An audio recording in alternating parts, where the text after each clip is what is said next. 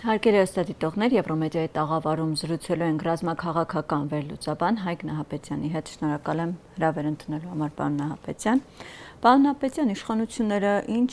տեղեկատվության են տիրապետում, որ պնդումներ են անում, անգամ ժամկետ են նշում, ասում են, եթե մենք չընտրվենք, ապա սեպտեմբերին մեծ պատերազմ է լինելու։ Այդ խոսույթը ավելի շուտ հարիր է մանկապարտեզի երեխաների 44-օրյա պատերազմի ժամանակ դրա մասին, երբ Ադրբեջանի զինուժը կենտրոնացումներ էր անում զինտեխնիկայի, մարդուժի, ինքնաթիռների, Արցախի ամբողջ շփման գծում, նաև Հայաստանի եւ Ադրբեջանի շփման գծում, Փաշինյան Նիկոլը պատերազմից ամիսներ անց ասաց, որ ընդամենը մի քանի օր առաջ է մեր հետախուզությունը զեկուցել, որ Ադրբեջանը պատրաստվում է մեր վրա հարձակվել։ 6 ամիս առաջ, իսկ սեպտեմբեր եթե հաշվենք, այս պահից մոտ 6 ամիս է։ Այսինքն 6 ամիս առաջ, ըստ Փաշինյանի, Ադրբեջանի ռազմաքաղաքական ղեկավարությունը որոշում է կայացրել, գաղտնի որոշում, այլ պետության վրա հարձակվելու համար, եւ որի վերաբերյալ Հայաստանի Հանրապետության արտաքին հետախուզությունը իմացել է դրա մասին։ Իդեպ ասեմ, արտաքին հետախուզության պատասխանատուն ղեկավարը, երբ պարբերաբար հրապարակային զեկույցները տարածում, նման վտանգի մասին երբևիցե չէր ասել, որ Ադրբեջանը ասում են լայնածավալ էսկալացիան գրեթե բացառում ենք։ Դե հիմա ես ասում եմ, Փաշինյանը ասում է 6 ամիս հետո Հայաստանի դեմ Ադրբեջանը պատերազմ պատրաստում է, էական չի ինչ պատճառով։ Փաշինյանը պատճառն է ասում, եթե մենք չընտրվենք։ Սա մեղմ ասած ժպիտ է առաջացնում, սա առաջին։ Երկրորդ, Ալիևը չի որոշող տարածաշրջանում պատերազմ սկսելու նման իրավասություն Ալիևը չունի։ Անգամ ավելի նման իրավասություն Էրդողանը չունի։ Տարածաշրջանում պատերազմ հայ-ադրբեջանական, սա նշանակում է նվազագույնը տարածաշրջանում շահեր ունեցող առնվազն Ռուսաստանի Դաշնությունը, Միացյալ Նահանգները եւ Իրանի Իսլամական Հանրապետությունը այս կամ այն ձևով միջամտելու են, խոչընդոտելու են եւ փորձելու են կանխել կամ մտնել պատերազմի մեջ։ Այսինքն սա դառնալու է լրջագույն ռազմական բախում ուժային կենտրոններ։ Ստացվում է նրանք տեղեկատվության են տիրապետում, որը, այսպես ասած, մոտ է իրականությանը, թե ընդհանրապես հարության, այսպես վախեցնելու, վախի մթնոլորտում։ Ես համոզված ասեմ, չկա նման տեղեկատվություն, որտեղ նաև ես հիմք եմ ընդունում արտաքին հետախուզության ղեկավարի զեկույցները պարբերական։ Այսինքն, մարդկանց այսպես վախ-խուճապի մեջ պահելու։ Այստեղ մի վտանգ կա, երբ նա ասում է, որ պատերազմ կարող է լինել, իսկ քանի որ Ադրբեջանը ինքը չի որոշելու պատերազմ լինելու փաստի մասին որոշում եւ ռազմական գործողություններ, այստեղ ես կարող եմ նաև վտանգ եմ տեսնում, որ Ադրբեջանը երբ կարող է Հայաստանի դեմ ռազմական գործողություն սկսել, միայն մի պարագայում, երբ տարածաշրջանում շահեր ունեցող լուրջ պետությունների, այդ թվում Ռուսաստան, Միացյալ Նահանգները, Իրան, փաստեր ներկայացնի, որ Հայաստանը կոնկրետ հայ-ադրբեջանական սահմանի ամբողջ շփման գծում, այդ թվում նաև Նախիջևանում, գործողություններ է սկսում կամ սկսել կամ ուժերի կենտրոնացում է անում։ Այդ դեպքում Ալիևին պետք է հիմնավորումներ, որ գործողություններ սկսի, իսկ այդ հիմնավորումների հիմքով է տալու Հայաստանը։ Այսինքն այդ պատերազմը, եթե անգամ լինի, դա պայմանավորված է լինելու Հայաստանի եւ Ադրբեջանի ղեկավարների կողմից, որ Ադրբեջանը ռազմական գործողություն սկսի հիմնավորելով շահեր ունեցող երկրների ղեկավարների առաջ։ Իսկ որքանով է, այսպես ասած, պայմանավորված ԿՊ-ն կընտրվի, թե ոչ, ինչու են այդպես անդադ փոխկապակցում։ Այստեղից հետևություն։ Ես կարծում եմ, որ նույնիսկ այդ վատագույն տարբերակը, երբ ես նայում եմ, որ Ադրբեջանը ինչ որ գործողություն կարող է սկսի տարածաշրջանում արկա գործընթացները սկզբունքորեն դա կարող է բացառել։ Խոսքս Իրանի Իսլամական Հանրապետության մի կողմից, ԱՄՆ եւ Իսրայելի մյուս կողմից պատերազմի մասին է։ Ես այս պահին սկզբունքորեն կարող է եւ հավանականությունը զրոյական լինի, որ Ադրբեջանը Հայաստանի դեմ պատերազմ սկսի այսօր, վաղը ընտրությունների նախաշեմին ընտրություններից հետո կամ ընտրություններից 3 ամիս հետո, որ Փաշինյանը այդ 6 ամիսը, հա, գա ինչպես ասում են, տեղ ընկնի։ Ես դա իսկ ինչու եմ ես սկզբունքորեն բացառում, որտեղ այդ պատերազմը Ադրբեջանի համար կարող է ճակատագրական լինել։ Ինչ առումով ճակատագրական։ Դե այն առումով, որ օրինակ այդ պատերազմի մեջ կարող է ուղղակիորեն ներքաշվել նաև Իրանի Իսլամական Հանրապետությունը եւ Ռուսաստանի Դաշնությունը։ Այդ առումով Ադրբեջանի համար վստահաբար ճակատագրական կարող է լինել։ Հասկանալի է, չէ, Հայաստանի դեմ ռազմական գործողությունը նշանակում է Իրանի գոնե նվազագույնը սահմանի 42 կիլոմետրանոց հատվածը առաջին հարվածի դեպքում Ալիևը փորձելու է վերցնել։ Խոսքը Սյունիքի մասն է։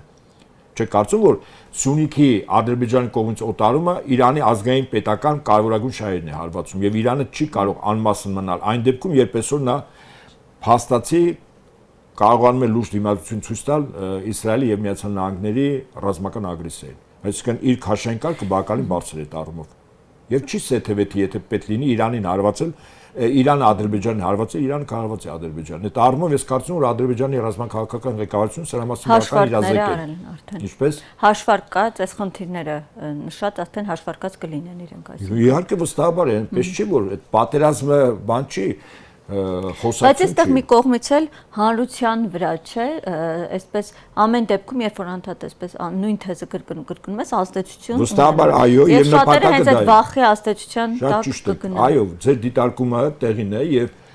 այն որ իբր 6 ամիս առաջ Փաշինյանը իմացել է որ Ադրբեջանը կարող է պատերազմել Հայաստանի դեմ ինչ պատճառներով էական է դա չի Եթե լսել եք իր խոսքը ասում են ես վարչապետ եմ որպեսզի հետո ինձ չմեղադրեք ասեք եթե պատերազմ կան ինչ չես ասա հիմա ասում եմ եթե մենք չկանք Ես նորից եմ կրկնում որ սա մեր երկրի քաղաքացիներին ընտրությունների նախաշեմին հոգեբանական ազդեցություն ճնշում որ իբր ինքը խաղաղության երաշխավորն է Եվ եթե իրենց ձայն տան վստահաբար պատերազմ չի լինի։ Այո, սա վախեցնելու համար։ Իդեպ սա գիտեք ինչի է շատ նման։ Երբ Իրանցում առաջին անգամ Ադրբեջանը պահանջեց սահմանազատում սահմանագծում այն նպատակով, որ կարևորագույն բարձունքներ եւ պաշտպանական բնագծեր անցնեն Ադրբեջանի շուտ Փաշինյանը երբ գնաց Իրանց ինչ էր ասում ոսկեպար։ Ասում էր, եթե մենք սա չանենք եւ այդ տարածքները չհանձնենք, ընդ որում Հայաստանի Հանրապետության տարածքներն է հանձնել, ապա Ադրբեջանը եւ Թուրքիան մեր դեմ պատերազմ սկսեն բառացի եմ ասում այսինքն մարդկանց վրա հոգեբանական ճնշում է գործադրում ասելով որ եթե չանեք այս բանը ապա կլինի այսպես դա ձեր չի հիշեցնում Հովհաննես Թումանյանի այն հիմար կկվի պատմությունը որ աղվեսը ձագերը տանում էր Իդեպ Թումանյանը հենց այդ ձագերը ասելով որ Հայաստանի մասերն էր Պարոն Ապետյան բացի սրանից իրենք անդադ ինչ են ասում են եթե մենք չլինենք թրիփ նախագիծը չի իրականացվելու Գևորգ Պապայանն էր ասում Թրիփ նախագիծը Եթե մենք չլինենք Եմեն հավաքվելու են ու գնան մեր երկրից դիտորդական առաքելությունները այսինքն ամեն ինչ ստացվում է պայմանավորված է իրենց լինել չլինելով այս երկրում Ուրեմն նախ ԵՄ-ի պահով դիտորդական առաքելություն դրանք հետախուզներ են որոնց բուն նպատակը այս պահին երկու խնդիր է լուծում Իրանի դեմ հետախուզական ծառայություններ տվյալների հավաքում ես չբացառում նաև տեխնիկական հետախուզություն եւ երկրորդ դա արդեն բավական շատ բնակավայրերում նրանց հարցումները բերել են այդ եզրանկմանը ըստ որի նրանք հետաքրքրում են բնակավայրերում ադրբեջանական նախկին բնակիչների, որոնք Հայաստանում ապրել են, հետո արտագաղթել են, իհարկե վաճառելու իրենց ամեն ինչը նորմալ արտագաղթել են, որ տները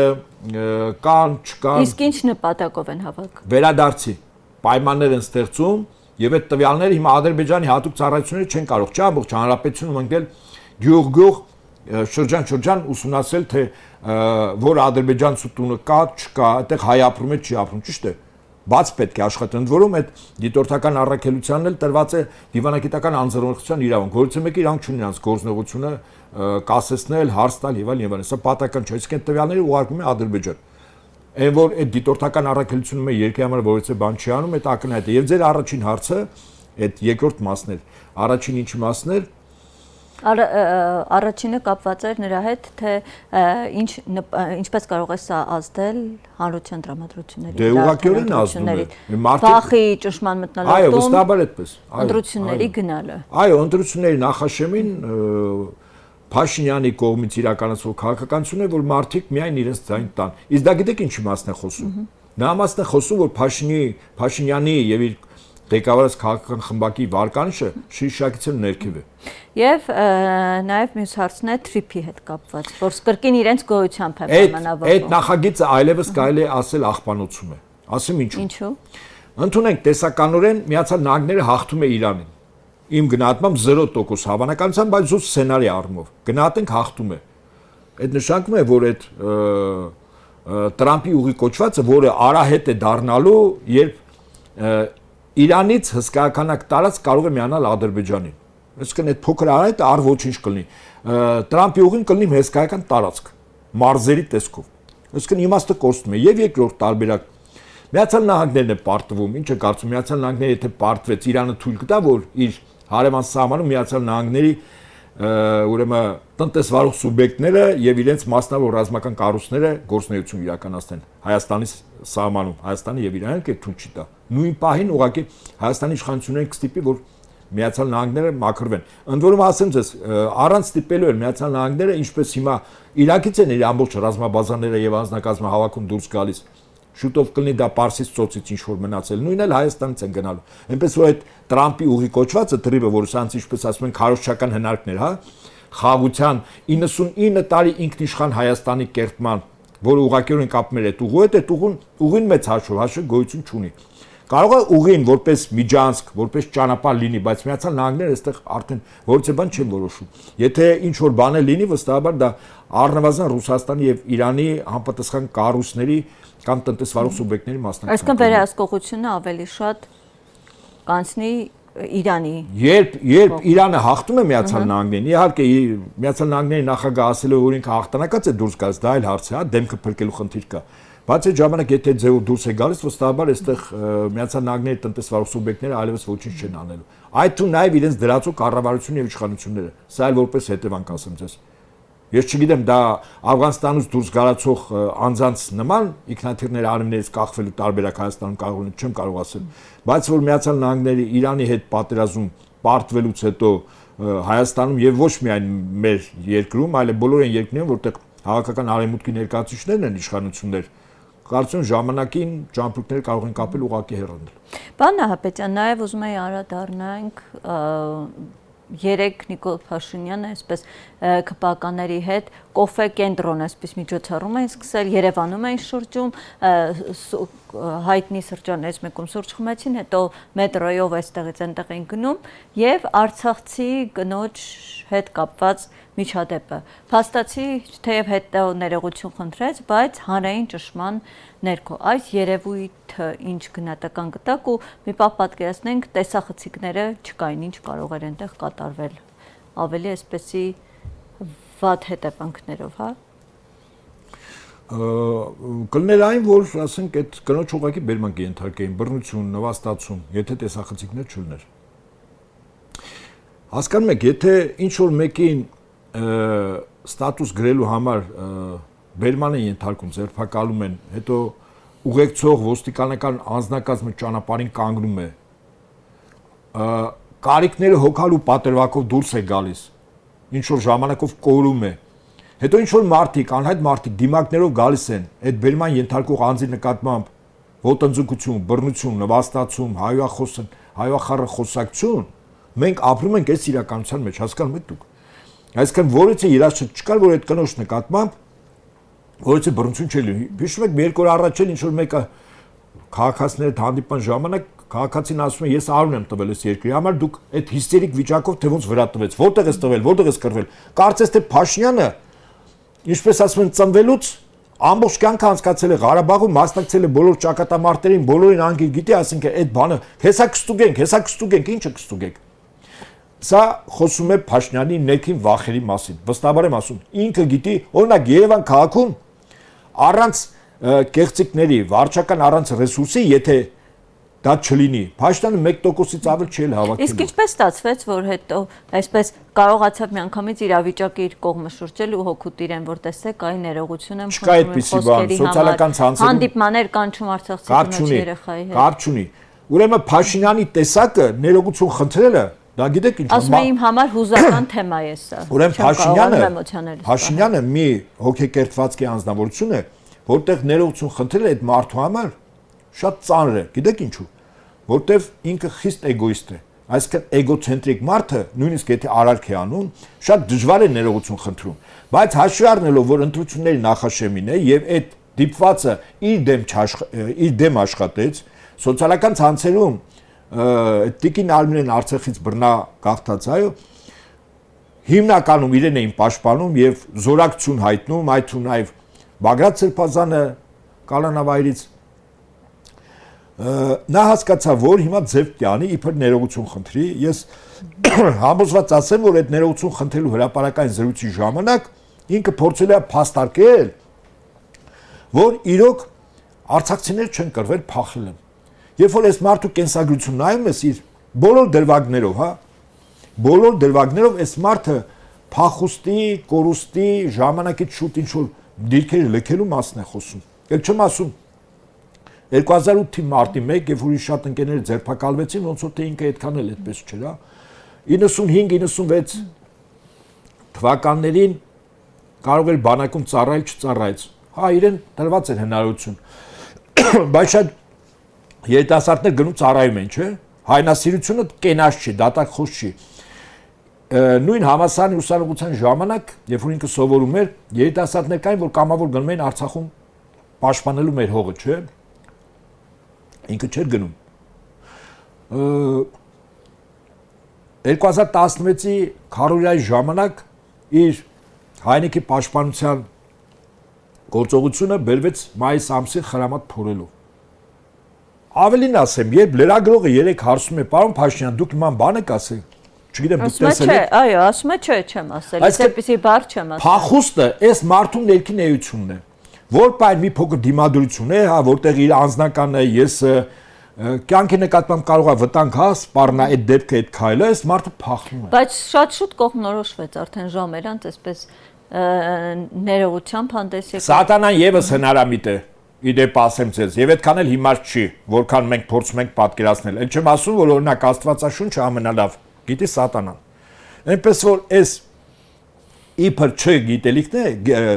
իր կողմից գնահատվող գիտելիքները, հա, արագ կողմնորոշվելու, հարմարվելու, ստախոսելու եւ այլն, դա խելքի եւ խորագիտության նշան չի։ Դա նենգության, ստորության, խաբեության եւ դրանք այն բնութագրիչներն են, որը փաստացի հարիր է ու ստության հայր Սատանայի շատ նման են, շատ։ Ես կարծում եմ, որ ինքը այս կողմերը որ պատտվում է, ասում է, ես Հայաստանում անելիք չունեմ, քանի որ կա Հայաստանում Փաշինյան Նիկոլ։ Այսպես։ Շնորհակալ եմ զրույցի համար, պարոն Նահապետյան։ Հարգելի հաստատիտողներ, հիշեցնեմ, որ մենք զրուցում ենք ռազմաքաղաքական վերլուծաբան Հայկ Նահապետյանի հետ։ Շնորհակալ եմ եթերին հետևելու համար, կհանդիպենք։